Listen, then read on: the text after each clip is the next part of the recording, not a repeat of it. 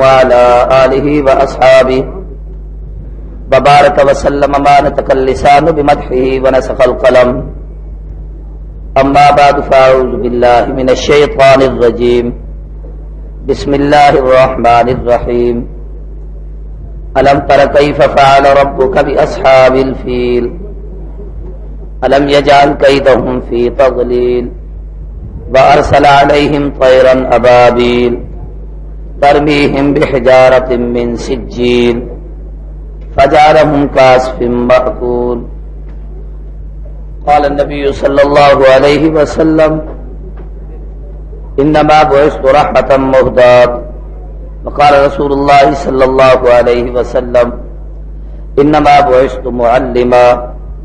وقال رسول الله صلى الله عليه وسلم أنا سيد ولد آدم ولا فخر لي بلدي يوم القيامة لواء الحمد ولا فخر لي.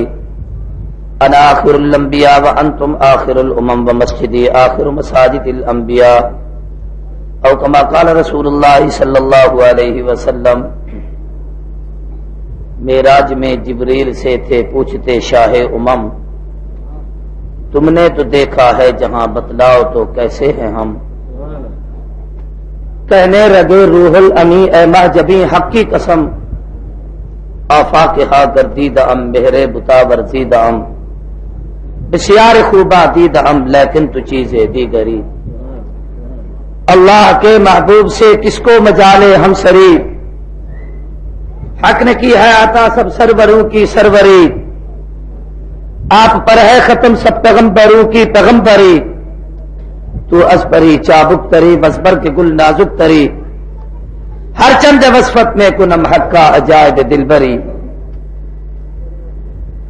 شاہکار دست قدرت ہے جمال مصطفیٰ چشم عالم نے نہیں دیکھی مثال مصطفیٰ. اللہ اللہ عظمت اصحاب آل مصطفیٰ وہ تو بدر مصطفیٰ یہ ہیں ہلال مصطفیٰ. سر سے لے کر پاؤں تک تنویر ہی تنویر ہے جیسے منہ سے بولتا قرآن وہ تقریر ہے. حسن مصطفیٰ کو دیکھ کر سوچتی ہے یہ دنیا وہ مصور کیسا ہوگا جس کی یہ تصویر ہے. سب حضرات عقیدت اور محبت کے ساتھ نماز والا درود شریف عبادت کی نیت سے اونچی آواز سے پڑھ لیں.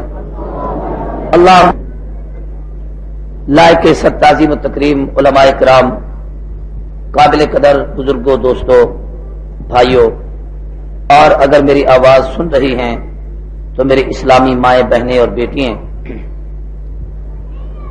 ہمارے ضلع رحمت خان کی معروف ترین دینی درسگاہ جامعہ مدینۃ العلوم فیروزہ جو ہمارے مختوم شیخ حضرت اقدس فخر السادات سید حامد علی شاہ صاحب نبر اللہ مرکزہ کی ایک عظیم علمی تاریخی یادگار ہے. یہ عظیم شان سالانہ ولادت النبی صلی اللہ علیہ وسلم کانفرنس کے عنوان سے یہ اجتماع حضرت شاہ جی کی زندگی سے ہر سال منعقد ہوتا ہے اور یہ اللہ کا خصوصی فضل و کرم ہے کہ میں بھی ہر سال کئی سالوں سے مسلسل حاضری دیتا ہوں. برادر محترم سید ناصر شاہ صاحب اللہ تبارک و تعالیٰ ان کے علم و عمر میں صحت میں برکت دے اور اللہ ان سے والد کے جانشین ہونے کی حیثیت سے اس درسگاہ کی خدمت کا خوب کام لے. ہر سال جب بھی آتا ہوں چونکہ موضوع میلاد النبی ہوتا ہے ولادت رسول ہوتا ہے تو میرا اپنا ایک مزاج ہے کہ موضوع کی مناسبت سے بات کرنی چاہیے. موضوع کچھ ہو اور عنوان پہ گفتگو کرنے والا اور آدمی کسی اور موضوع پر چلا جائے تو لوگوں کا ذہن یقیناً یہ کہتا ہے کہ یہ مولوی صاحب کیا باتیں کر رہے ہیں. لیکن ہوتا یہ ہے کہ ایک موضوع پہ 50 آدمی جب تقریر کریں تو تقریر کرنے والے کو سوچنا پڑتا ہے کہ مجھ سے پہلے بھی سارے اسی موضوع کو نبھا رہے ہیں میں بھی اسی پر گفتگو کر رہا ہوں تو باتیں تو وہی بار بار دہرائی جائیں گی. لیکن بقول کسی کے کہ اے سیف انداز بیاں بات بدل دیتا ہے ورنہ کوئی بات نئی بات نہیں. باتیں وہی ہیں جو پچھلے سال بھی آپ نے سنی اس سے پہلے سال بھی سنی اس سے پہلے سال بھی سنی. آج کی صبح سے آپ اپنے علماء مبلغین مقررین سے سنتے چلے آ رہے ہیں. قرآن مجید کے آخری پارے کی ایک سورت جس کو سورہ فیل کہتے ہیں یہ میں نے آپ کے سامنے تلاوت کی ہے میلاد النبی کے حوالے سے. ظاہری طور پر آپ یہ سوچیں گے کہ نبی کی ولادت کا اس صورت سے کیا تعلق ہے، اس کا ظاہری کوئی جوڑ سمجھ میں نہیں آتا، کوئی ربط اور تعلق نہیں سمجھ آتا۔ آپ اگر تھوڑی سی توجہ کریں تو میں اپنا موقف اور مسلک بھی آپ کو سمجھاؤں گا اور اس کا ربط بھی آپ کو سمجھا سکتا ہوں۔ جناب نبی کریم صلی اللہ علیہ وسلم کے اعلان نبوت سے پہلے اور اعلان نبوت کے بعد کچھ واقعات ایسے جو خرق عادت خلاف عادت دنیا میں ظاہر ہوئے، اور وہ آداب وہ تمام تر واقعات حضور کی نبوت کی پیشین گوئی تھی، نبوت کی نشانیاں تھیں۔ جو واقعات اعلان نبوت سے پہلے صادر ہوتے رہے، مثلا آقا کی ولادت کے وقت، ولادت سے پہلے، ولادت کے بعد، اعلان نبوت سے پہلے، ان تمام واقعات کو کہتے ہیں ارہاس نبوت۔ کیا کہتے ہیں بھائی؟ یہ لفظ یاد کر لو، شاید آپ کے لیے نیا لفظ ہو، جو عربی پڑھتے ہیں یا تاریخ کی کتابیں پڑھے ہوئے ہیں ان کے لیے مشکل نہیں ہے۔ کیا کہتے ہیں جو واقعات اعلان نبوت سے پہلے ظاہر ہوں ان کو کیا کہتے ہیں؟ ارہاس نبوت۔ سارے کہیں ارہاس نبوت۔ اور جو واقعات نبی خرق عادت خلاف واقعات اعلان نبوت کے بعد ظاہر کریں ان کو کہتے ہیں معجزات نبوت۔ اللہ کے نبی کے معجزات آپ حضرات کے سامنے بہت سارے ہیں۔ مثال کے طور پر اعلان نبوت کے بعد کافروں نے کہا آپ چاند کو ٹکڑے کر دیں ہم آپ کو نبی مان لیں گے، آپ نے اشارہ کیا تو چاند ٹکڑے ہو گیا۔ ابو جہل نے کہا میرے ہاتھ میں کیا ہے آپ بتا سکتے ہیں؟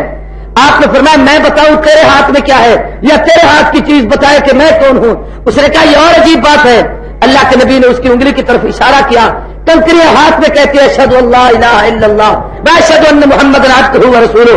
اس نے جلدی سے نیچے پھینکی، حضرت صدیق اکبر نے ان کو اٹھایا، وہ صدیق کے ہاتھ میں کلمہ پڑھ رہی ہے، فاروق کے ہاتھ میں آتی ہے، عمر کے ہاتھ میں کلمہ پڑھتی ہے، عثمان کے ہاتھ میں کلمہ پڑھتی ہے، حیدر کے ہاتھ میں کلمہ پڑھتی ہے، پھر پیغمبر کے ہاتھ میں آتی ہے، حضور کے ہاتھ میں کلمہ پڑھ رہی ہیں۔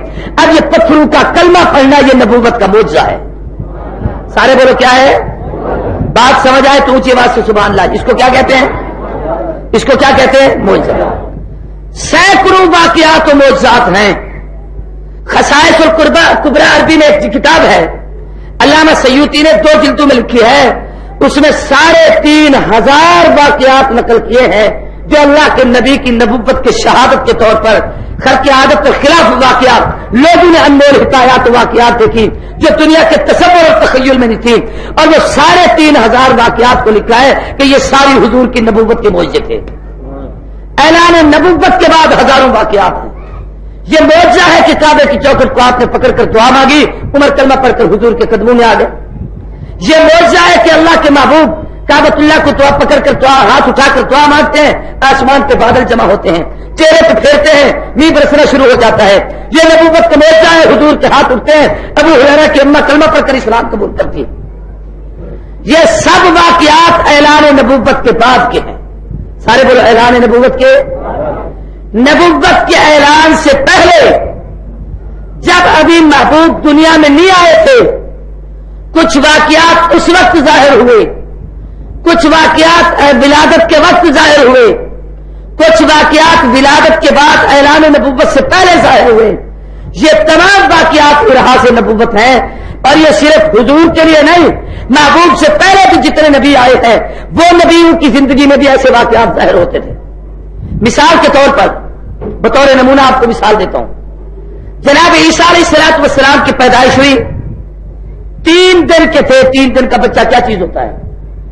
ماں کی گود میں ہے۔ الزام لگایا گیا کہ معاذ اللہ یہ عیسیٰ علیہ السلام مریم کا بیٹا، مریم کی تو کا شوہر ہی کوئی نہیں، یہ کہاں سے آ گیا ہے؟ ماں پہ غلط الزام لگ رہا ہے۔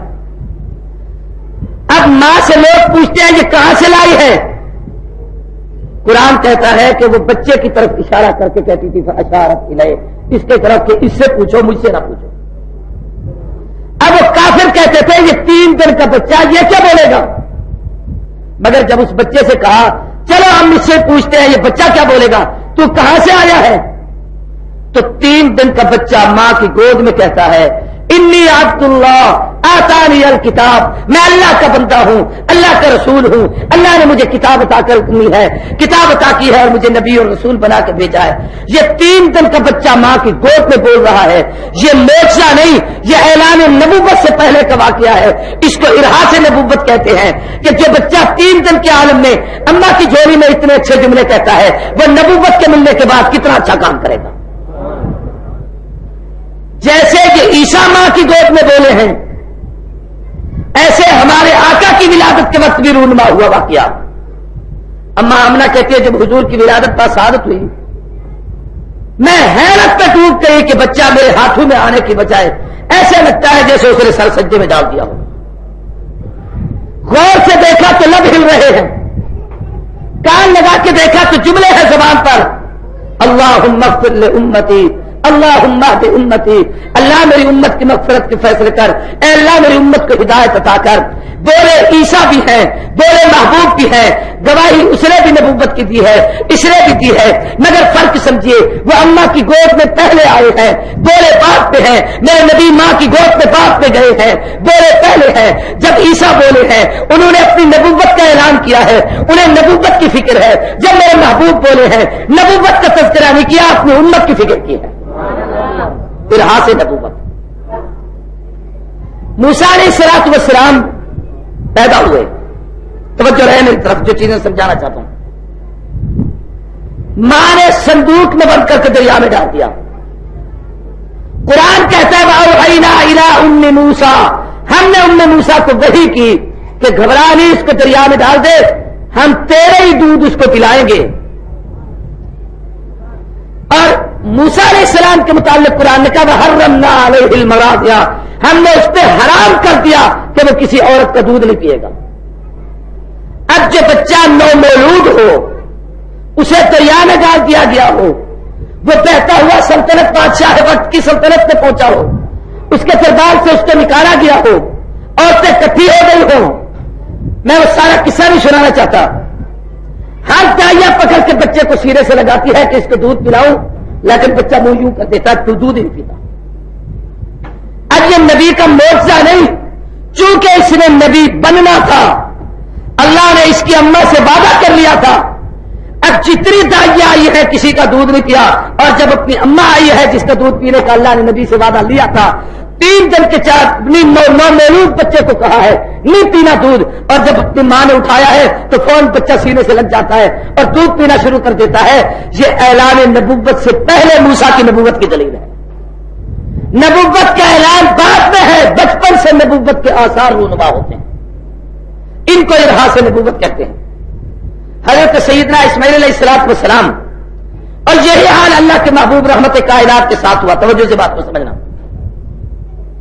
حضور اکرم صلی اللہ علیہ وسلم، سیدہ حلیمہ 300 دائیں مجھ سے پہلے علماء آپ کو یہ دائیوں کے قصے سنا رہے تھے، میں کسے نہیں سنانا چاہتا۔ ہر دائی اٹھاتی تھی کہ دودھ پلاؤں، چاہتی تھی قریب جاؤں، لیکن وہ تو اٹھا لیتی تھی، یہاں تقدیر کا فیصلہ یہ تھا کہ میرے محبوب کو کوئی اٹھائے نہ، اور جس کا دودھ پلانا تھا اس نے اٹھایا بھی ہے، سینے سے لگایا بھی ہے، اور جب سینے سے لگایا ہے تو پھر جہاں پر ایک ارہاس نبوت کا واقعہ یہ پیش آیا کہ پاکستان کے 2 حصوں میں سے ایک طرف سوتیلا بھائی دودھ پیتا ہے، دوسری طرف محبوب دودھ پیتے ہیں، جو حصہ پیغمبر کا ہے وہ دوسری طرف آقا منہ نہیں لگاتے بلکہ ماں بھول کے ادھر سے دے دے تو فوراً بچہ منہ موڑ لیتا ہے کہ امی اپنا حق استعمال کرتا ہوں، کسی کا حق نہیں کھانا چاہتا۔ یہ اعلان نبوت کی علامت تھی، نبی آئے، بنے اظہار بعد میں ہوا ہے، اس کی نشانی پہلے سے شروع ہے۔ اور یہ بھی یاد رکھیے اہل سنت والجماعت کے نزدیک ہمارے اکابر علماء دیوبند کا یہ عقیدہ ہے کہ حضور کو نبوت 40 سال بعد نہیں ملی۔ اللہ کے نبی نے فرمایا کنت نبیا بل آدم بین الماء والطین، میں تو اللہ کے ہاں اس وقت بھی نبی تھا جب آدم کا گاڑا بن رہا تھا، یعنی مجھے تو عطائے نبوت، القائے نبوت، نور نبوت عطا ہوا ہے۔ اللہ نے نبوت کے لیے جو میری روح کا انتخاب کیا ہے وہ پوری کائنات میں کوئی چیز نہیں بنی تھی، سب سے پہلے مجھ محمد کو بنا دیا گیا تھا۔ اسی طریقے سے چھوٹے سے بچے حضرت اسماعیل علیہ السلام، ماں کے سینے کا دودھ خشک ہو گیا ہے، پانی ختم ہو گیا ہے، کھجوریں ختم ہو گئی ہیں، صفا اور مروہ کی پہاڑی میں ماں دوڑتی ہے، بچے پہ نظر ڈالی ہوئی ہے کہ بچے کا کیا حال بنتا ہے. بچہ ایڑیاں رگڑ رہا ہے، جہاں پاؤں زور سے رگڑتا ہے وہاں سے زمزم کا کنواں نکلتا ہے. کیا نکلتا ہے؟ زمزم کا. یہ پانی کس نبی کا معجزہ ہے؟ سارے بولو. پھر آپ نے وہی بات کہہ دی جو میں بھی آپ کو سمجھا رہا ہوں. معجزہ ہوتا ہے اعلان نبوت کے بعد. یہ تو 6 مہینے کا بچہ ہے، اس کا معجزہ کیسے ہو گیا؟ نہ ہاجرہ کا معجزہ ہے اس لیے کہ ہاجرہ نبی نہیں، عورت ہے. نہ اسماعیل کا معجزہ ہے، یہ ارحاس نبوت ہے. نبی بننے سے پہلے ایک واقعہ پیش آیا جو اس کی نبوت کی علامت تھی کہ آج یہ اتنا عظمت والا ہے، نبی بننے کے بعد کتنے عظمت والے ہوں. اور یہی معجزہ حضور کے ہاتھوں صادر ہوا. رحمت کائنات امام الانبیاء صلی اللہ علیہ وسلم اس زمزم کے کنویں پر آئے ہیں. آپ نے پانی لیا ہے، نوش فرمانے کے بعد پھر اسی زمزم کے کنویں میں پانی ڈال کر فرمایا میرے امتیوں اب یہ قیامت تک کنواں خشک نہیں ہوگا. حالانکہ حضرت اسماعیل کے جانے کے بعد وہ کنواں بند ہو گیا تھا، خشک ہو گیا تھا. حضور کے دادا عبد المطلب نے اس کی کھدوائی کرائی تھی. اب حضور نے اپنا جھوٹا مبارک لعاب مبارک والا پانی، اپنا بچا ہوا پانی آپ نے اس کے اندر ڈال کر فرمایا اب قیامت تک جتنی امت اس پانی کو پیے گی سب رسول اللہ کا جھوٹا پیے گی. آج جو زمزم پیتے ہو یہ نبی کا بچا ہوا پانی ہے. یہی وجہ ہے کہ پوری کائنات سیراب ہوتی ہے مگر اس پانی میں کمی نہیں آتی، اس لیے کہ نبی جتنی بڑی امت کا نبی ہے یہ پانی بھی اتنی بڑی امت کو ملنا ہے. ارحاس نبوت. ایسے ہی آقا کی ولادت کے وقت نبوت کے انوکھے واقعات رونما ہوئے. اب یہ واقعات کیوں ہوتے ہیں میری طرف توجہ کرنا، ایک بات سمجھانا چاہتا ہوں. رات جاتی ہے دن آتا ہے. رات سارے بولو نا. اور دن، رات کو اندھیرا اور دن کو روشنی. کس کی وجہ سے؟ وہ بولے اونچی بات سے. سورج کی وجہ سے دن روشن ہوتا ہے. سورج چلا جائے تو رات بولو تو صحیح نا اندھیری ہوتی ہے. حضور ہے نبوت کے سورج. جب تک حضور نہیں آئے تھے رات اندھیری تھی. رات اندھیری. اور جب رات کو اندھیرا ہو تو رات کو چور چوری کرتے ہیں، رات کو ڈاکو ڈاکہ مارتے ہیں، زانی زنا کرتے ہیں، شرابی شراب پیتے ہیں، ہر قسم کی برائی ہوتی ہے، موسم ساری گندگیاں ہوتی ہیں. لیکن جس وقت توجہ سے میری بات کو سمجھنا، رات جانے لگتی ہے سورج ابھی آتا نہیں. توجہ سے سمجھنا، سورج ابھی ظاہر نہیں ہوا، رات جانے لگی ہے. تو رات کے جانے اور سورج کے آنے سے پہلے درمیان میں کچھ واقعات رونما ہوتے ہیں جو اس کی نشانی ہوتی ہے کہ اب ان واقعات کے بعد رات نہیں سورج آئے گا، اندھیرا نہیں سویرا ہوگا، رات نہیں دن ہوگا. رات تھی چوری تھی، رات تھی شراب پی جا رہی تھی، رات تھی زنا تھا، رات تھی ڈاکے ڈالے جا رہے تھے، رات تھی آسمان پہ ستارے روشن تھے. ابھی سورج آیا نہیں، آنے سے پہلے ستارے جا رہے. آنے سے پہلے ستارے، سارے بولو ستارے. سورج ابھی نہیں نکلا، ستارے پہلے جا رہے ہیں. ابھی حضور کی نبوت کا سورج نہیں ظاہر ہوا تھا. 500 سال پہلے عیسیٰ چلے گئے، ستارے چلے گئے اور ایک ستارہ طلوع ہوتا ہے رات کے آخری حصے میں جو فجر کا ستارہ کہلاتا ہے. اس کے غروب ہونے کے بعد دنیا کو بتا دیا جاتا ہے کہ اب سورج طلوع ہونے والا ہے. وہ جو فجر کے قریب کا ستارہ تھا اس ستارے کا نام عیسیٰ علیہ السلام تھا. وہ ستارہ تشریف کی تھی مبشرا برسول یاتی من بعد اسمہ احمد. میرے بعد ایک نبی آئے گا جس کا نام محمد اور احمد ہوگا اور میں اس لیے آیا ہوں.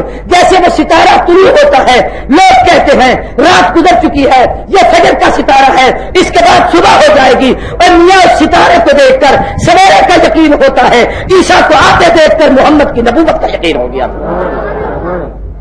جیسے وہ ستارہ سویرے کی پیشین گوئی دیتا ہے، عیسیٰ نے محبوب کی آمد کی پیشین گوئی دی.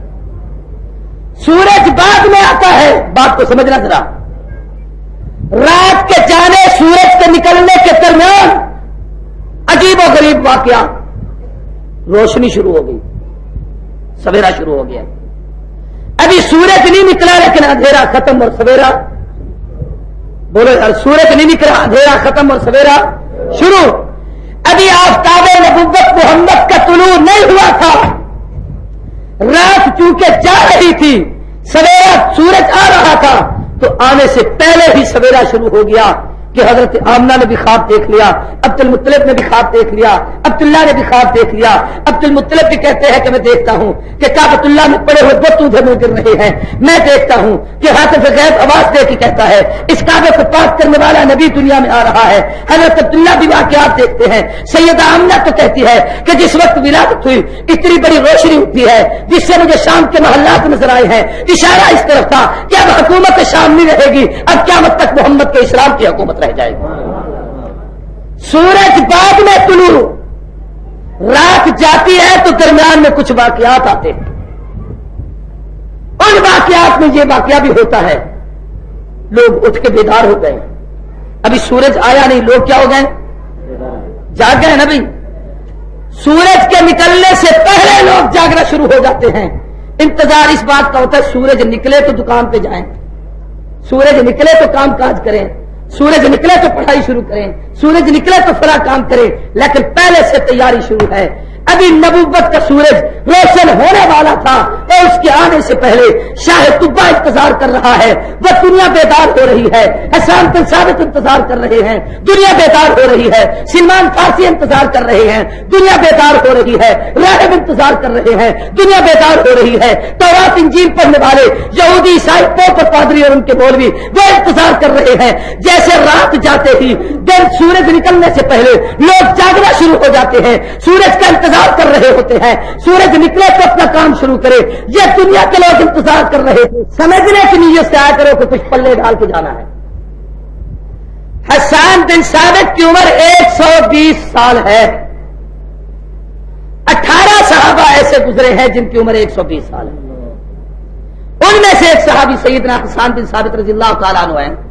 انہوں نے جب کلمہ پڑھا تھا اس وقت ان کی عمر 60 سال تھی. کتنی تھی؟ سارے بولو 60 سال. تو زمانہ جہالت 60 سال اور زمانہ اسلام بھی کل کتنی ہوئی؟ 120 سال. حضرت حسان کہتے ہیں میری عمر 7 سال تھی. کتنی؟ 7 نہیں، 7 سال تھی. میں بچہ تھا.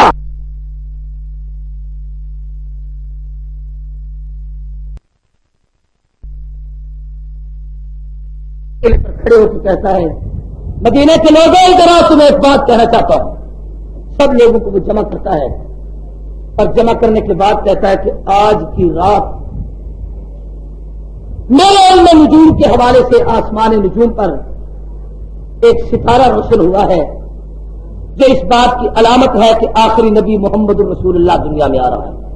اور وہ بچہ آئے تکبیر، ختم نبوت، علامہ عبد الندیم صاحب، علامہ عبد الکریم ندیم صاحب، فخر علماء دیوبند. حضرت سیدنا حسان کہتے میں حیرت میں تھا. مکے سے مدینے آئے تو حضور کی عمر 53 سال تھی. کتنی تھی؟ 50 اور 3 53 سال تھی. 53 سال میں 7 سال اور ملاؤ تو کتنے ہو گئے؟ فرمایا جو ہی حضور مدینے آئے تو مجھے بتانے والوں نے آ کر بتایا مبارک ہو جس نبی کا تذکرہ اس راہب نے کیا تھا وہ ہجرت کر کے مدینے میں آ چکا ہے. کہ لگے ہم اسی وقت میں جاتا ہوں، اللہ کے نبی کا چہرہ پڑھتا ہوں، رسول اللہ کے اشعار کہتا ہوں اور اللہ کے نبی کا کلمہ پڑھ کر مسلمان ہو جاتا ہوں. میں بتا رہا ہوں کہ سورج نکلنے سے پہلے رات کے جانے کے بعد وہ جو درمیان کا حصہ ہوتا ہے جو سورج کی آمد کی تشہیر ہوئی ہوتی ہے کہ اب سورج آنے والا ہے، اس کے آنے کا یہ فائدہ ہوگا، یہ فائدہ ہوگا. لیکن سورج کے آنے سے پہلے واقعات رونما ہونا شروع ہو جاتے ہیں. ایسے محبوب کی آمد سے پہلے پیغمبر کی نبوت کے واقعات شروع ہوئے جن کو ارحاس نبوت کہا جاتا ہے اور وہ اس قدر تفصیل کے ساتھ کتابوں میں ہے کہ ان کو شمار نہیں کیا جا سکتا. تمام سیرت کی کتابوں میں، تمام تاریخ کی کتابوں میں اس انداز سے صحابہ کرام نے دیکھے ہیں، حتیٰ کہ یہود و نصارہ نے دیکھے ہیں، ان کے علماء نے دیکھے ہیں، قریشیوں نے دیکھے ہیں، اہل مکہ نے دیکھے ہیں. جناب عبداللہ خود کہتے ہیں کہ ایک عورت مجھے آ کے کہتی ہے عبداللہ میں تیرے ساتھ نکاح کرنا چاہتی ہوں. میں نے کہا شرمیلے نگاہ سے سر نیچے کر کے کہا 18 سال کی عمر تھی اس وقت، کہا میں اپنے ابے کی مرضی کے بغیر کوئی کام نہیں کرتا. چلے گئے، کچھ مدت کے بعد وہ عورت پھر ملی. اس نے کہا عبداللہ میں تورات انجیل زبور کی عالمہ ہوں، آسمانی کتابیں میرے سینے میں ہیں، تو نے مجھے آواری اور بازاری عورت سمجھا تھا. یاد رکھ میں نے ایک چمکتا ہوا نور تیری پیشانی میں دیکھا تھا جو نسلاً بعد نسلاً تمہارے خاندان میں منتقل ہو رہا تھا. یہ نور عبد المطلب کے سینے میں بھی تھا، یہ نور ہاشم کے سینے میں بھی تھا، اب اس کے پیشانی میں بھی تھا، یہ عبد مناف کی پیشانی میں بھی تھا. ہمارے بڑے بتاتے چلے آ رہے ہیں. میری تمنا تھی میں اس نبی کی ماں بنوں، لیکن آج وہ نور تیری پیشانی سے غائب ہو چکا ہے، وہ کشش اور جاذبیت ختم ہو چکی ہے. اب اگر تو مجھے کہے گا بھی صحیح، میں تجھ سے نکاح نہیں کروں گی، اس لیے کہ نور کہیں منتقل ہو چکا ہے. اس وقت عبداللہ نکاح کر چکے تھے، حضور اپنے اماں آمنہ کے پیٹ میں آ چکے تھے. یہ کہنے کے بعد وہ عورت کہتی ہے کاش میری زندگی تو گزر گئی لیکن میرے دل کی حسرت نہ پوری ہو سکی کہ میں آخری نبی کی اماں نہ کہلا سکوں. یہ ارحاس نبوت، اعلان نبوت سے پہلے نبوت کے واقعات. میں ان تمام واقعات سے ایک مفہوم آپ کو اور یہ سمجھانا چاہتا ہوں. اعلان نبوت کے بعد نبی فریضہ نبوت ادا کرتا ہے. اعلان نبوت سے پہلے جو واقعات اس کی نبوت کی نشانی اور علامت ہوا کرتے ہیں. ایک روایت میں آتا ہے جس سال حضور کی ولادت پر ثابت ہوئی ہے، اس سال جتنی عورتوں کو دنیا میں حمل تھا، جتنی عورتوں کو، کسی عورت کو بچی نہیں پیدا ہوئی. جتنی عورتوں کو حمل تھا اللہ نے سب کو بچے عطا کی. کیا عطا کیے؟ بولو کیوں؟ عرب میں جہالت کا رواج تھا کہ بچے پیدا ہوں، بچی پیدا ہوتی تو لوگ اس کو زندہ دفن کرتے تھے. ادھر آقا رحمت للعالمین بن رہے تھے اور نبی کی رحمت عامہ اور کاملہ کی عظمت کے خلاف تھا کہ یہ رحمت والا نبی بھی آئے اور کسی کی بیٹی کو زندہ درگور کیا جائے. یہ بیٹی کا تقدس کے خلاف تھا. اب دنیا میں نبی نے اعلان نبوت پیدائش کے بعد تو کرنا نہیں تھا، اس کا تو کسی کو پتا نہیں تھا. اب اللہ نے اپنی تقدیر سے اس نبی کی نبوت کو دنیا میں روشن کرنا تھا. اس لیے رب نے سب عورتوں کو حمل میں بچے دیے کہ کسی کے گھر بچی پیدا نہیں ہوگی، دفن نہیں ہوگی. جب دفن نہیں ہوگی تو محمد کی نبوت کی نشانی بن جائے گی. آقا کی ولادت ہوئی، 200 کماری نوجوان صاحب علم تورات انجیل کی عالمہ عورتیں چیخے مار کے جا بحق ہو گئی، موت ہو گئی. یہ تمام وہ عورتیں تھیں جو رسول اللہ صلی اللہ علیہ وسلم کے اعلان نبوت سے پہلے، آمد سے پہلے اس بات کی متمنی تھی کہ ہم آخری نبی کی ماں بنے.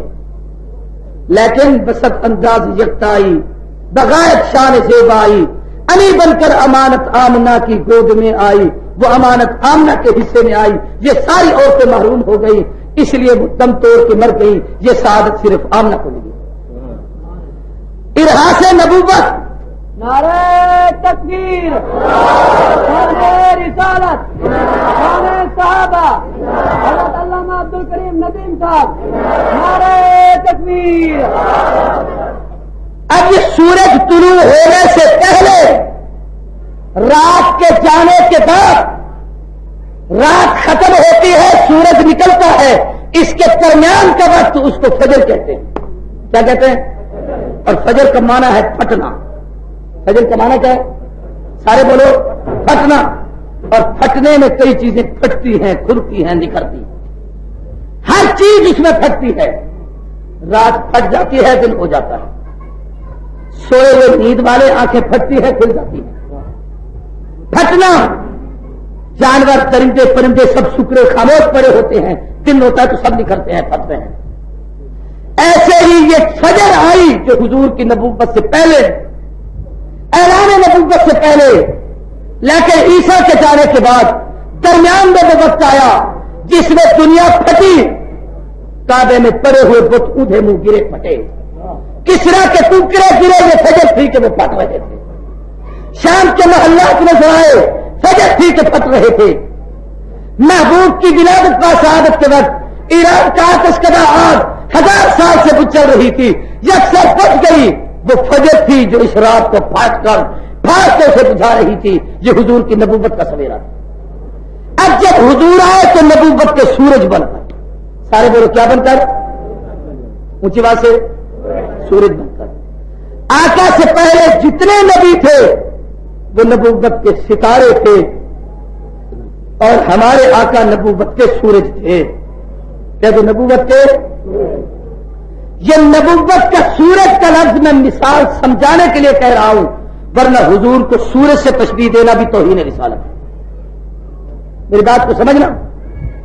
اللہ کے نبی کا یہ جو ظاہری حسن و جمال ہے، آقا کی آنکھوں کا تذکرہ کرنا، زبان مبارک کا تذکرہ کرنا، محبوب کے ہاتھوں کا تذکرہ کرنا، نبوت کے سینے کا تذکرہ کرنا، نبوت کے رخساروں کا تذکرہ کرنا، پیغمبر کے جسم اطہر کا تذکرہ کرنا، محبوب کی خوشبو کا تذکرہ کرنا، آقا کے پسینے کا تذکرہ کرنا، جس پر ہمارے علماء حضور کے خد و خال کو، حسن و جمال کو، کمالات کو بیان کرتے ہیں. اور میں نے اپنی کتاب تذکرہ محبوب کبریا میں یہ ساری باتیں تفصیل سے میں نے کھول کر لکھی ہے اور ایک ایک ادا اس میں نقل کی ہے، اور اپنی طرف سے نہیں صحابہ کرام کی زبان سے ان واقعات کو نقل کیا ہے.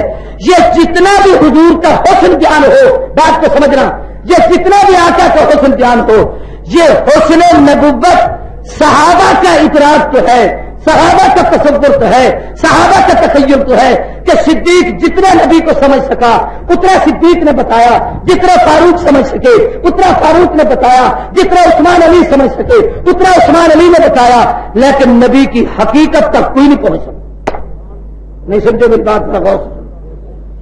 حسن نبوت کی جو حقیقت ہے کہ اللہ نے کتنا حسین بنایا، اس کو کوئی صحابی نہیں پہنچ سکا، یا بنانے والا جانے یا بننے والا جانے، یا اللہ جانتے ہیں یا رسول اللہ جانتے ہیں. صدیق نے جتنا سمجھا ہے اتنا بتایا، فاروق نے جتنا حسن سمجھا ہے اتنا بتایا ہے، حسان نے جتنا حسن سمجھا ہے اتنا بتایا ہے. مثال کے طور پر ایک صحابی کہتا ہے کان قطعۃ من القمر، حضور ایک بات ہے پیشانی ایسے لگتی تھی جیسے چاند کا ٹکڑا. اب چاند کی کیا اوقات ہے میرے نبی کا مقابلہ کرے؟ اب چاند صحابی اپنی حیثیت سے تو تشبیہ دے رہا ہے کہ بھئی ہم چاند کو خوبصورت کہتے ہیں اس لیے میں اتنا بتا سکتا ہوں، لیکن نبی کے حسن کی انتہا نہیں بتا سکتا. ایک صحابی کہتا ہے کان الشمس تجری فی وجہہ، ایسے لگتا تھا جیسے سورج حضور کی پیشانی میں چل رہا ہو. اب یہ صاحب سورج تک تو پہنچ سکا ہے، نبی کے حسن کی انتہا تک نہیں پہنچ سکا، اس لیے اس نے سورج سے تو تشبیہ دی ہے جہاں تک اس کی پہنچ تھی. جس کو یہ سمجھ سکتا تھا اگر سورج سے بالا کوئی اور چیز ہوتی یا اس سے تشبیہ دے دیتا. جہاں تک یہ سمجھ سکا اس نے نبی کو سمجھا. نبی کے حسن کی حقیقت کو کوئی نہیں سمجھ سکتا. حضور کے حسن کی حقیقت کو کوئی کائنات میں نہیں سمجھ سکا، صرف اللہ ہی سمجھے کیونکہ وہ خالق ہے. اور اسی کو مولانا قاسم نانوتوی نے کہا تھا رہا جمال پہ تیرے حجاب بشریت، نہ پہچان سکا تجھ کو کوئی بجز ستار. اللہ کے بغیر تیرے حسن کے کا ادراک کوئی نہیں کر سکتا، اس لیے کہ رب نے تجھے بشریت کے حسن، تیرے حسن کو بشریت کے پردے اور سانچے میں ایسا ڈھالا ہے کہ لوگ دیکھ کر جو سمجھ سکتے ہیں وہ کہہ دیتے ہیں، اور جن کی سمجھ جہاں تک پہنچتی ہے اتنا کہتے ہیں. حقیقت میں کتنے ہیں؟ فرمایا نہ پہچان سکا تجھ کو کوئی بجز ستار، اللہ ہی بہتر جانتا ہے محمد کتنے حسین. ایک بات اس پر اور بتاتا ہوں آپ کو بڑی عجیب. نعرہ تکبیر، محمد مصطفیٰ، صحابہ. حضرت یوسف علیہ السلام یہ مشہور ہے کہ سب سے زیادہ حسین نبی تھے. حسن کس نبی کا مشہور ہے بھائی؟ سارے بولو حسن یوسف. لیکن فرق تو سمجھو، علماء نے لکھا ہے کہ یوسف کا حسن صبیح تھا. حسن صبی صاد با ہاں یا صبیح، حسن صبیح تھا. اور میرے محمد کا حسن حسن ملیح تھا، ملاحت. اب یہ عام آدمی نہیں سمجھ سکتا، یہ علماء بیٹھے ہیں یا جو دینی مدارس کے طالب علم عربی سمجھتے ہو ان کو میں سمجھانے کی کوشش کروں گا. کوشش آپ کر لیں تو آپ کو بھی سمجھ آ جائے گی. صباحت کا معنی ہے مٹھاس اور ملاحت ملحن، اس کا معنی ہے نمکینی. یوسف کے حسن میں صباحت مٹھاس ہے اور میرے محبوب کے حسن میں نمکینی ہے. میری بات سمجھ آ رہی ہے؟ سمجھنے کی کوشش کرنا ذرا. اور صباحت میں سفیدی غالب ہوتی ہے، گورا پن. اور ملاحت کہتے ہیں جس سفیدی میں سرخی غالب ہو. آدمی سفید گورا ہو لیکن اس میں خون اتنا ہو کہ اس کے چہرے سے ایسے لگے جیسے خون پارا نکلتا، اس کو ملاحت کہتے ہیں۔ ملاحت میں سفیدی میں سرخی غالب، صباحت میں سفیدی غالب۔ صباحت مٹھاس کو کہتے ہیں، ملاحت نمکینی کو کہتے ہیں۔ میٹھی چیز کھانے کو جی تو چاہتا ہے لیکن آدمی اکتا جلدی جاتا ہے، اور نمکین چیز کو جب کھاتا ہے تھوڑا تھوڑا کھاتا رہے وہ رچتی اور پچتی چلی جاتی ہے، جتنی کھائے اتنی تسکین ملتی چلی جاتی ہے۔ حسن یوسف دیکھنے کو جی تو چاہنے والوں کا چاہا لیکن وہ دیکھ کے پچا نہ سکی، مگر حسن محمد کی راز یہ ہے کہ جو دیکھتا چلا جاتا وہ قریب ہوتا چلا جاتا، دیوانہ بنا چلتا چلا جاتا۔ پھر صباحت میں مٹھاس ہے، ملاحت میں نمکینی ہے، اور یوسف کو حسن میں چونکہ مٹھاس تھی، مٹھاس عورت کی فطرت ہے، نمکینی مرد کی فطرت ہے، یہی وجہ ہے حسن یوسف کو دیکھ کے عورتوں کی انگلیاں کٹی ہیں، حسن محمد کو دیکھ کے مردان عرب کی گردنیں کٹی۔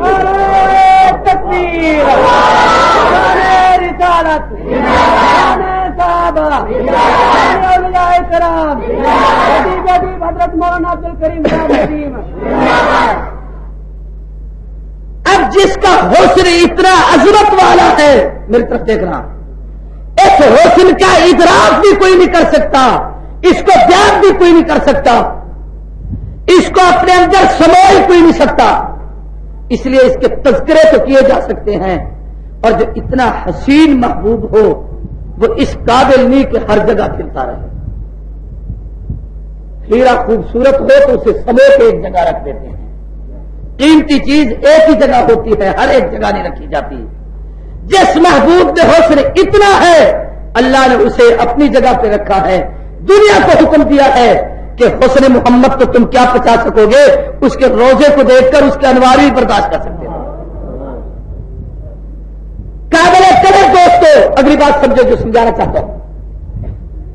اب میں یہ جو بار بار سورج کی تشبیہ دے رہا ہوں کہ رات گئی دن آیا سورج آیا، سورج سے مشابہت قرآن نے حضور کو دی ہے، لیکن ایک مشابہت میں تبدیلی کر کے سورج کو کہا ہے سراجم بہاجا، اور محبوب کو کہا ہے سراجم منیرا۔ سارے بولو سراجم منیرا۔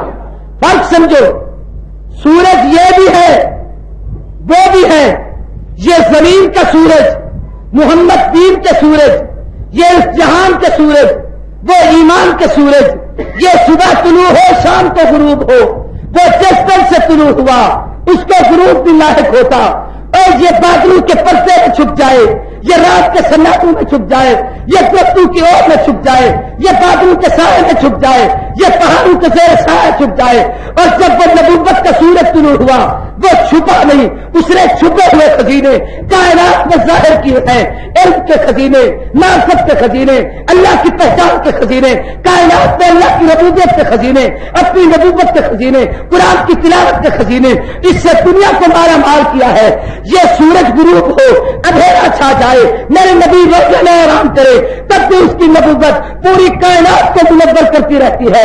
دنیا کے سورج کے قریب جاؤ گرمی لگتی ہے، نبوت کے سورج کے قریب آؤ ٹھنڈک اور نرمی لگتی ہے۔ دنیا کے سورج کے قریب گورا بھی جائے کالا بن جاتا ہے، نبوت کے سورج کے قریب کالا جلیبی آئے نبی چہرے کو ہاتھ پھیرے چودھری کے چاند سے زیادہ روشن بن جاتا ہے۔ تاجدار ختم نبوت، تاجدار ختم نبوت، شان رسول کریم صلی اللہ علیہ وسلم، شان صحابہ، شان صحابہ، مولانا عبد الکریم صاحب ندیم۔ دنیا کا سورج سمجھنا خود تو روشن ہے، خود تو روشن، سارے بولو اونچی بات سے ہے، لیکن اس کی روشنی جہاں پڑے اس جگہ کو روشن کرتا ہے، اور جب ہٹ جائے تو وہ جگہ پھر ویران ہو جاتی ہے۔ محمد نبوت کے وہ سورج ہیں جو خود بھی روشن ہیں، اور اپنی روشنی سے سیاہ فاموں کو وہ روشن کیا کہ زمانے کا امام بنایا، تاجر کو صدیق بنایا، قاتل کو عادل بنایا، دولت مند کو ذوالنورین بنایا، کھیلتے بچے کو حیدر قرار بنایا، یمنی کو ابو ہریرہ بنایا، ابن عباس کو قرآن کا مفسر بنایا، کالے بلال کو مسجد نبی کا مؤذن بنا دیا۔ یہ سورج کی کشش ہے۔ پھر سورج کو قرآن کہتا ہے سراج بہت، بہت کا معنی ہے آگ، گرمی، تپش، ایسا سورج جس میں تپش اور گرمی ہے. اور میرے نبی کو کہا سراجم منیرا، ایسا سورج جس میں نور ہی نور ہے. سارے بولو یار، جس میں، اونچی بات سے، جس میں نورن علی نور ہے. کہہ دو نا نورن. آج آپ کو نور ہی سمجھا دیتا ہوں حضور کا نور کیا ہے. سارے ختم نبوت. یہ سورج جو سراج بہاد ہے، آگ اور شعلے بھڑکاتا ہے، اور آگ کی نسبت جہنم سے ہے. میرا نبی سراج منیر ہے اور نور کی نسبت جنت سے ہے. یہ سورج میرے نبی کے ساتھ مقابلہ کیا کرے گا؟ میرے نبی کے قدموں تلے جنت ہے، یہ جہنم کے آگ کے شعلوں کے نشان. اب ذرا بات کو سمجھنا، اس لیے حضور کو کہا سراج منیر، نبوت کے نور والے سورج، تپش والے نہیں، نور والے سورج کے نور سے تسکین ملتی ہے، تپش سے پریشانی ہوتی ہے. ایک بات اور سمجھو بڑی عجیب، نور اور بشر یہ دونوں ایک دوسرے کی ضد نہیں. سارے بولو ایک دوسرے کی ہیں، بولو ہے یا نہیں؟ نہیں ہے بھائی، ایک دوسرے کی ضد، یہ کہہ دو ایک دوسرے کی ضد.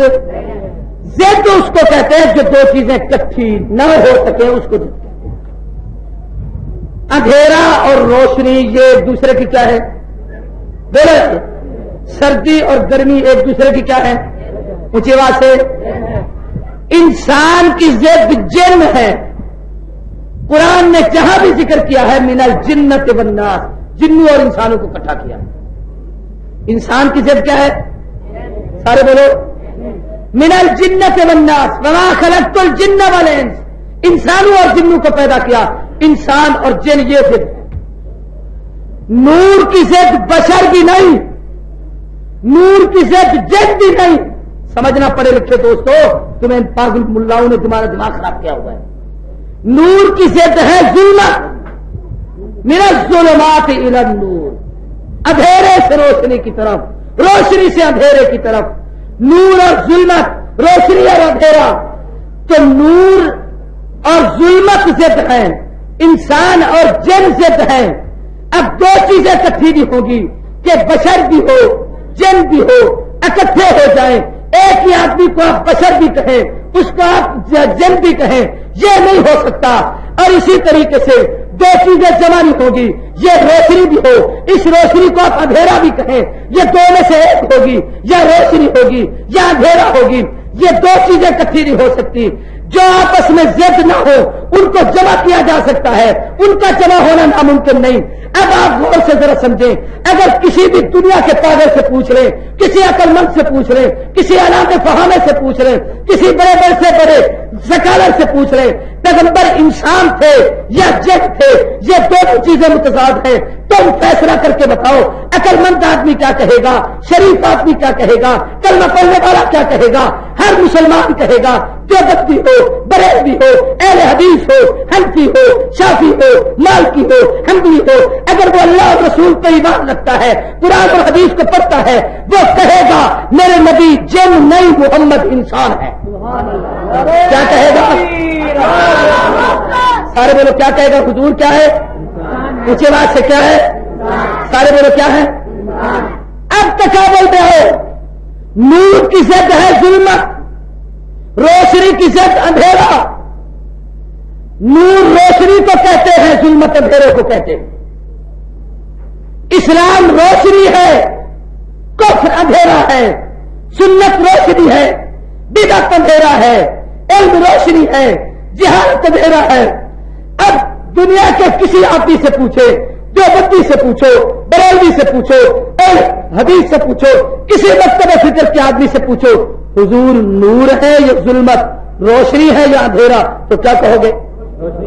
اونچی بات سے عربی کا لفظ کہو، کیا کہو گے؟ کیا ہے؟ نور ہے. سارے بولو کیا ہے؟ اونچی بات سے کیا ہے؟ اور سارے بولو کیا ہے؟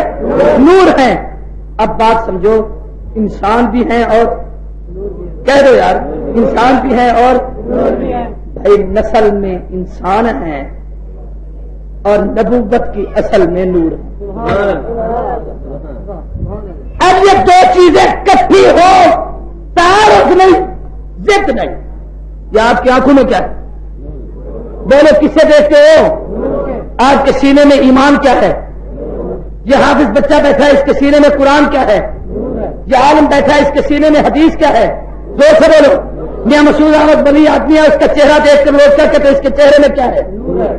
بھئی یہ نور بھی ہو اور انسان بھی ہو، دو چیزیں کٹھی ہو سکتی ہیں۔ یہ تمہیں کس بے وقوف نے کہا ہے کہ نبی یا انسان ہے یا بس نور ہے؟ ان دونوں کو جمع نہیں ہو سکتا۔ میرے نبی انسان ایسا ہے خلیل مقابلہ نہیں کر سکتا، نور ایسا ہے کہ جبریل مقابلہ نہیں کر سکتا۔ اب میں بات کو سمیٹتا ہوں بھائی۔ تکبیر، امام الانبیاء حضرت محمد مصطفیٰ شان صحابہ۔ آقا کی آمد سے پہلے اعلان نبوت سے قبل جو واقعات ہوئے ان کو کیا کہتے ہیں؟ ارحاس نبوت۔ سارے بولو۔ ایک واقعہ ارحاس نبوت کا قرآن نے بیان کیا ہے جو میں نے ابھی سورت آپ کے سامنے پڑھی۔ وقت بہت ساری باتوں میں ادھر چلا گیا، ورنہ میں اس پر تقریر کرتا، اصل میرا موضوع یہ تھا۔ اب یہ ادھار ہو گئی۔ اس واقعے میں قرآن مجید نے قصہ نقل کیا ہے۔ آقا کی ولادت سے 50 دن پہلے، کتنے دن؟ 50 دن پہلے ایک بادشاہ تھا ابرہ، وہ چاہتا تھا کہ لوگ میرا کہا مانے، میری حکومت اور سلطنت کو قبول کریں۔ اس نے ایک دستی کعبہ بنایا ہوا تھا، لوگ اس کا طواف کرنے کے لیے آئیں۔ تفصیل کا وقت نہیں، حقیقت حقیقت ہوتی ہے، نقل نقل ہوتی ہے۔ اللہ ہمیں اصل کی توفیق دے۔ ایک تبلیغی جماعت اصل ہے، ایک نقل ہے۔ ایک اجتماع اصل ہوتا ہے، ایک نقل ہوتا ہے۔ ایک اہل سنت اصل ہوتے ہیں، ایک نقل ہوتے ہیں۔ لوگ اصل کی طرف جاتے ہیں، نقلوں کو قبول نہیں کرتے۔ ایک کعبہ اصلی تھا، ایک اس نے نقلی بنایا۔ اب دنیا کی فطرت ہے اصل کی طرف جانا، نقل کو چھوڑنا۔ دنیا نے نقل چھوڑ دی میری طرف سے، دیکھنا میں بات کو سمجھ رہا ہوں۔ حتیٰ کہ اس کے کعبے میں جا کر انہوں نے پیشاب کر دیا، پخانہ کر دیا۔ اس کو غصہ آیا، وہ ہاتھیوں کا لشکر لے کر کعبے کو گرانے کے لیے آیا۔ تفصیل قصہ بیان کرنا مقصود نہیں۔ کعبے کے قریب آیا تو جناب عبد المطلب حضور کے دادا نے کہا، اس نے اونٹ ان کے پکڑ لیے، اس نے کہا میرے اونٹ مجھے دے دو، تو جان تیرے اونٹ جان، اللہ جانے، اللہ کا گھر کعبہ جانے، تو جانے، میرا کوئی واسطہ نہیں۔ حیران ہو کے کہتا ہے یہ عجیب لوگ ہیں، اس کعبے کے صدقے ان کو روزی ملتی ہے، میں کعبہ گرانے آیا ہوں، ان کا حال یہ ہے۔ اس نے کہا یہ پاگل لوگ ہیں، اونٹ ان کے دے دو اور چلو کعبے پہ حملہ کرنے کے لیے۔ حاجی حضرات جو حج کر کے ہیں وہ جانتے ہیں، عرفات سے مزدلفہ مینا کی طرف واپس آؤ، درمیان میں جگہ آتی ہے، اس کا نام ہے وادی محصر۔ کیا نام ہے اس کا؟ اس وادی کے قریب جب وہ ہاتھیوں کا لشکر لے کر آیا، اس کے قریب پہنچا، اللہ نے کعبے کی حفاظت کا فیصلہ کیا۔ چھوٹے چھوٹے پرندے اپنی چونچ میں، اپنے پروں میں ایک ایک چھوٹی سی کنکریاں لے کے آئے اور اوپر سے وہ کنکری نیچے ایسے پھینکتے تھے جس طریقے سے کوئی میزائل، راکٹ اور ایٹم بم پھینکا جا رہا ہو، شاہین اور گھوڑی داغا جا رہا ہو۔ جو لگتی جسے کنکری دوسری طرف سے پار نکل جاتی، اس کا ستیہ ناش ہو جاتا۔ پورے کا پورا لشکر برباد ہوا، بادشاہ تباہ ہو گیا۔ اس پورے لشکر میں بادشاہ کا ہاتھی بچا، جس میں بادشاہ سوار تھا وہ ہاتھی کیوں بچا؟ اس لیے کہ اس کا نام تھا محمود۔ نہیں سمجھو یار، اس کا نام کیا تھا ہاتھی کا؟ یہ لوگ جانوروں کے نام رکھتے ہیں نا، کتوں کے نام، بلوں کے نام، بکریوں کے نام، تو یہ عرب میں بھی ایسے لوگ نام رکھتے تھے۔ اس نے اس ہاتھی کا نام محمود رکھا ہوا تھا۔ یہ کعبے کی طرف اس کو ہانکتا تھا تو ہاتھی پھر پیچھے چلا جاتا، پھر مارتا، پھر پیچھے چلا جاتا۔ آخر غصے میں آ کر اس نے کہا نہیں چلتا تو نہ چل، میں جا رہا ہوں۔ وہ نیچے اتر کے خود آگے چلا، اسے کنکری لگی، وہ تو برباد ہو گیا۔ ہاتھی پورے لشکر میں بچا۔ کیوں بچا؟ اس لیے کہ نام تھا محمود، اور یہ محمود نام ہے میرے محمد الرسول اللہ۔ اور آقا کے نام کی نسبت سے ہاتھی بچا۔ ہم تو کلمہ پڑھنے والے مسلمان ہیں، اس لیے آج یہ چہرے بچے ہوئے ہیں تو رسول اللہ کے نام سے بچے۔ اس لیے ایک مسئلہ سنو، حضور نے فرمایا لوگوں، جس گھر میں میرے نام کا بچہ ہو اس کا نام محمد احمد ہو، محمد حامد ہو، محمود ہو، محمد ہو، اگر 3 بچے اللہ تمہیں دے اور کسی ایک کا نام بھی میرے نام پر تم نے نہیں رکھا تو تم نے میرے ساتھ ظلم کیا. دوسری روایت میں آتا ہے جس گھر میں میرے نام کا بچہ ہو اور اگر تم لوگ وہ بچہ گھر میں آئے محفل میں آئے اس کی وجہ سے جگہ چھوڑ دو اور اس کو اپنے ساتھ بٹھا لو تو میں تمہاری قیامت کے دن سفارش کر کے جنت میں لے جاؤں گا کہ تم نے میرے نام کی عزت کی ہے. ایک حدیث میں آتا ہے قیامت کے دن اعلان ہوگا این المحمدیون، کہاں ہے وہ لوگ جن کے نام محمد تھے؟ ایک مجمع اٹھے گا، ایک طرف چلا جائے گا. اللہ کہیں گے فرشتوں ان سب لوگوں کے نام اعمال لپیٹو، کسی کا نام اعمال نہ کھولو، سب کو جنت میں بھیجو، اس لیے کہ میں نہیں چاہتا کہ نام کسی کا محمد ہو اور اس کا نام اعمال کھولا جائے اور اس کے نام اعمال میں کوئی سیاہی ہو اور کفر کے سامنے ظاہر ہو کہ نبی کے نام کی نسبت والا ایسا ہے. میں اپنے محبوب کے نام کی لاج سے سب کی مغفرت کا فیصلہ کروں. اس لیے اپنے گھروں میں اس نام کی لاج رکھا کرو اور یہ نام رکھا کرو. قابل قدر دوستو، یہاں ایک مسئلہ جو آپ کو سمجھانا ہے جس پر میں تقریر ختم کر رہا ہوں وہ یہ ہے، جس وقت یہ واقعہ ہوا حضور کی ولادت سے کتنے دن پہلے؟ سارے بولو. سوال یہ تھا کہ کعبے میں اس وقت رکھے تھے 360 بت. سارے بولو کتنے بت؟ 60 بت. ابراہیم نے کعبہ بنایا تھا وہ چلے گئے، اسماعیل نے بنایا تھا وہ چلے گئے، حضور نے اس کو آباد کرنا تھا، آقا ابھی آئے نہیں، قرآن ابھی آیا نہیں، پڑھنے والے شاگرد ابھی آئے نہیں، کعبے میں بت رکھے تھے، ان پتھروں کی حفاظت کی کیا ضرورت پڑ گئی؟ توجہ کرو، میرا سوال سمجھو، میں اپنی بات میں وہی کہہ رہا ہوں، تقریر سننے نہ آیا کرو، سمجھنے آیا کرو. اس مکان کمرے کی حفاظت کی کیا ضرورت تھی؟ توجہ سے مسئلہ سمجھنا. علماء نے لکھا ہے اللہ نے بیت اللہ کی عمارت کی حفاظت اس لیے کی تھی کہ خلیل نے جب اس کی بنیاد رکھی تھی اس وقت یہ دعا مانگی تھی، اے اللہ اس کو علم کا مرکز بنانا. جو مدرسہ تھا جس کو خلیل آباد کر رہے تھے، مدرس محمد رسول اللہ مانگا، نصاب تعلیم قرآن مانگا، پڑھنے والے شاگرد صحابہ مانگے. جب ایسا بہترین مرکز آمنہ کے در یتیم نے اللہ سے مانگا تھا تو ابھی حضور اماں کی پیٹ میں چونکہ آ گئے تھے، استاد آ چکا تھا، شاگرد تیار ہو رہے تھے، کتاب آسمان سے اترنے والی تھی. اس صورت عمل کی توفیق دیں.